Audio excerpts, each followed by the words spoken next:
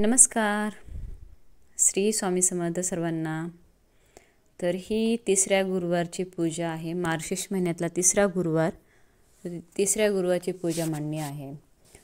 तर मी तर सगळी पूजा पहिल्यापासून व्हिडिओ केलेला नाही. तर मी अगोदर सगळी पूजा करून घेतलेली आहे. देवपूजा केली, नंतर पूजा मांडणी केली, देवपूजा केली आहे. तर देव किती असं म्हणजे रिकामं वाटते, कारण की इकडं गणपती बाप्पा, अन्नपूर्णा देवी, अंबाबाई आणि शंख हे सगळं पूजेला मांडल्यामुळं देवघर रिकामं वाटत आहे. तर मी प्रथमतः आपले लाडके बाप्पा गणपती बाप्पा यांना मी अभिषेक करून घेते. आपण कोणतीही पूजा वगैरे शुभकार्य असेल त्यावेळेस आपण गणपती बाप्पांनाच मान देतो. तर मी इथं पूजा मांडून घेतली आणि अभिषेकला सुरुवात केली. तर गणपती बाप्पांना मी प्रथमतः अभिषेक करून घेतलेला आहे. तर अभिषेक करताना आपण ओम श्री गणेशाय नमः म्हणू शकतो, किंवा वक्रतुंड महाकाय सूर्यकोटी समप्रभा निर्विघ्नं कुरु मे देव सर्व कार्येषु सर्वदा असं म्हणत पण आपण अभिषेक करू शकतो. अभिषेक करताना कधीच असं मुख्याने म्हणजे शांत बसून अभिषेक नाही करायचा. मंत्र स्तोत्र म्हणत पठण करत आपण अभिषेक करायचा आहे. जर येतच नसेल, काहीच येत नसेल मंत्र वगैरे, तर सगळं आपलं ओम श्री गणेशाय नमः, ओम श्री गणेशाय नमः म्हणत आपलं अभिषेक करत राहायचं. तर मी सकाळी लवकर पहिलं उठून बाहेरचं स्वच्छ अंगण करून घेते, रांगोळी काढते. रांगोळी काढल्यानंतर हळदीले पण करते उंबरट्याला. हळदीची तिथं रांगोळी काढायची. आपलं दार सुशोभित असेल तरच आपल्या घरामध्ये लक्ष्मी माता प्रसन्न होऊन प्रवेश करते. तर प्रत्येक महिलेने आपलं दरवाजा दार सुशोभित करायचं, सडा रांगोळी करायची.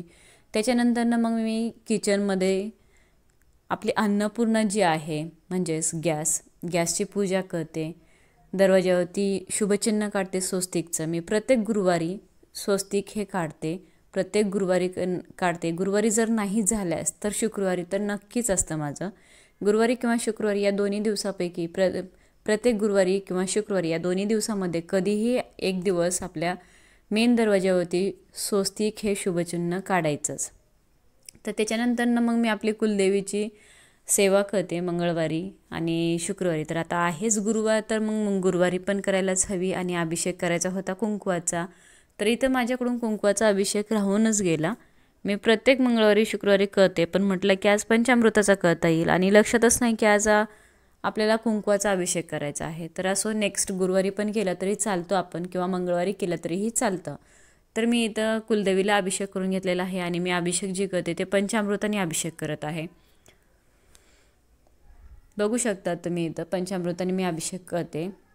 त्याच्यानंतरनं मग मी घेतली अन्नपूर्णा मातेची मूर्ती घेतली अन्नपूर्णाची. तर अन्नपूर्णा मातेची मूर्ती घेतली आणि अन्नपूर्णा मातेलाही अभिषेक करायचा आहे. तर माझ्याकडे कमळातली लक्ष्मी मातेची मूर्ती नाही आहे, तर ती पण मी लक्ष्मी मातेची मूर्ती लवकरच घ्यायचा विचार आहे माझा.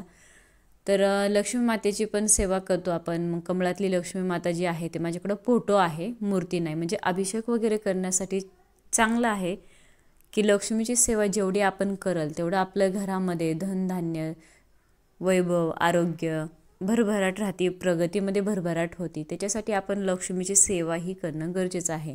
आपल्याला जर घरामध्ये रोज लक्ष्मी पाहिजे तर आपल्याला रोज लक्ष्मीची सेवा करणं गरजेचं आहे.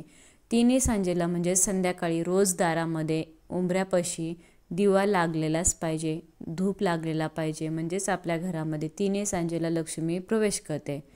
तर त्याच्यासाठी रोज सकाळी संध्याकाळी उंबरट्यावरती रांगोळी काढा, दारात रांगोळी काढा, सडा रांगोळी करा, सगळं घर स्वच्छ ठेवा. आपल्या घरामध्ये दारामध्ये दिवसातून 7 वेळा लक्ष्मी येत असते. तर दरवाजामध्ये कधीही चपला ठेवायच्या नाहीत. दरवाजामध्ये चपला जर असेल ना तर लक्ष्मी नाराज होते. आणि पहिलं म्हणजे बायकांनी काय करायचं की आपले पतिदेव घराबाहेर पडताना उपाशी कधीही जाऊ द्यायचे नाहीत. उपाशी जर गेले तर लक्ष्मी नाराज होते, कारण की पती हे आपले म्हणजे विष्णू देवता समान असतात. त्याच्यासाठी कधीही पुरुषांनी घराबाहेर पडताना उपाशी पोटी बाहेर जायचं नाही. लक्ष्मी नाराज होती. तर लक्ष्मी नाराज होऊ नये त्याच्यासाठी थोडंसं तरी नाश्ता वगैरे तरी अन्नग्रहण करूनच घराबाहेर पडायचं. घराबाहेर पडताना स्वामी महाराजांना नमस्कार करायचा. आल्यानंतर पण बाहेरून आल्यानंतर ही घरात आल्यानंतर स्वच्छ असे हातपाय धुवून देवाला नमस्कार करायचा. मला जरी सेवा नाही करणं झाली पुरुषांनी तेवढं तरी आपण नमस्कार तरी करू शकतो. तर चला मी इथं पूजा मांडून घेतलेली आहे. अभिषेक माझा झालेला आहे सगळ्या देवतांना, गणपती बाप्पांना, अन्नपूर्णा मातेला अभिषेक झाला, शंख झालेला आहे. आणि जो आपण विडा मांडतो ना त्या विड्याला पण 3 वेळा पाणी फिरवायचं असतं, हळदी कुंकू अक्षदा व्हायचे असतात, पुष्प अर्पण करायचं असतं. कारण की तो विडा आपण देवीला मांडलेला असतो. देवीला मी इथं नैवेद्य म्हणून 5 फळं ठेवलेली आहेत. 5 फळं म्हणजेच मी 3 केळी ठेवली आणि 2 सफरचंद ठेवलेले आहेत. तर काजू बदाम आणि मखाना हे नैवेद्य दाखवलेलं आहे देवीला. देवीला मखाना पण आवडतो. तर मखाण्याची खीर पण आपण देवीला नैवेद्य म्हणून ठेवू शकतो. तर मी इथं मखाना पण ठेवलेला आहे देवीला नैवेद्य म्हणून. तर एक दिवा मी तुपाचा जो लावलेला आहे तो लक्ष्मी कुंचम, धनलक्ष्मी कुंचमला लावलेला आहे, तो तुपाचा दिवा आहे. आणि 2 जी समया लावलेल्या आहेत ते तेलाच्या आहेत. आणि कधीही आपण दिवा लावताना 2च वातींची 1 वात करूनच लावायची असते, म्हणजे विष्णू लक्ष्मीची म्हणून लावली जाते. 1 वात कधीही लावू नये. आणि मी इथं धूपच लावते, अगरबत्ती लावत नाही. कारण की अगरबत्ती मला जसं सेवेत यायला लागले, जसं मला हळूहळू माहिती होतं तसं मी करत जाते. काही पूजा आहेत, काही सेवा आहेत, ते मला जसं हळूहळू माहिती होतं तसं मी करत राहते. मी असं ऐकलं की अगरबत्ती जी आहे ती अगरबत्ती बांबूच्या काडीपासून बनलेली असते. तर ती घरामध्ये म्हणजे बांबूची काडी जाळल्याने पितृदोष वाढतो. म्हणून मी अगरबत्ती बंद केली, धूपच लावते. आणि ही बघा संध्याकाळच्या वेळेला दिवाबत्तीच्या टायमिंगला दिव्यामध्ये फूल तयार झालेलं होतं. ही आहे स्वामी महाराजांची कृपा. तर मला काही ना काही संकेत सतत मिळत असतात, काही ना काही अनुभव देतात स्वामी महाराज. तर इथं बघा माझी संध्याकाळची दिवाबत्ती झालेली आहे बाहेरची.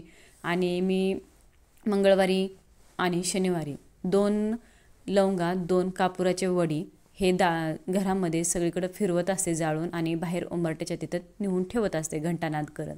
तर दिवाबत्ती केली, पूजा झाली. पूजा व्यवस्थित अशी वाटत आहे. आणि आरती वगैरे केली, पोथी वाचून आरती केली. आरती मला सगळ्यांची करायची असते, गणपती बाप्पाची प्रथम, त्यानंतर स्वामी महाराजांची जी काही नित्य सेवेची आरती आहे सायंकाळची ती आरती करते. आणि शेवट मग महालक्ष्मी माताची आरती केली. त्याच्यानंतर नैवेद्याला बनवलं होतं भाकरी, वरण भात, घेवड्याच्या शेंगाची भाजी, शिरा, पापड, लोणचं, हे असा मी नैवेद्य बनवला होता. म्हटलं की जे आहे आपल्या घरामध्ये तेच नैवेद्य आपण बनवायला पाहिजे, तो नैवेद्य देवीला पण दाखवायचा. जे आपण खातो तेच आपल्या घरामध्ये देवाला पण नैवेद्य दाखवायचा, आणि मगच आपण जेवण करायचं. ज्या घरामध्ये देवाला नैवेद्य न दाखवता जेवण केलं जातं कमतरता भासते. तर मी ज्यावेळेस आरती करत होते, गणपती बाप्पाची आरती चालू असताना, तर शेजारची छोटीशी मुलगी आली, एक मावशी आल्या. तर म्हणजे माझं ना प्रत्येक गुरुवारी काही ना काही मला लक्ष्मी मातेचे संकेत भेटतात. म्हणजे माझ्या घरामध्ये लक्ष्मी माता प्रवेश करते हे मला संकेत देते लक्ष्मी माता. तर इथे बघा मी अशा प्रकारे जेवण बनवलं होतं, तेच नैवेद्याला पण नैवेद्य दाखवलेला आहे. तर कशी झालेली आहे पूजा. माझा व्हिडिओ आवडल्यास लाईक शेअर करा, नवीन असाल चॅनेलला सबस्क्राईब करा. व्हिडिओ पूर्ण पाहिल्याबद्दल धन्यवाद. श्री स्वामी समर्थ सर्वांना.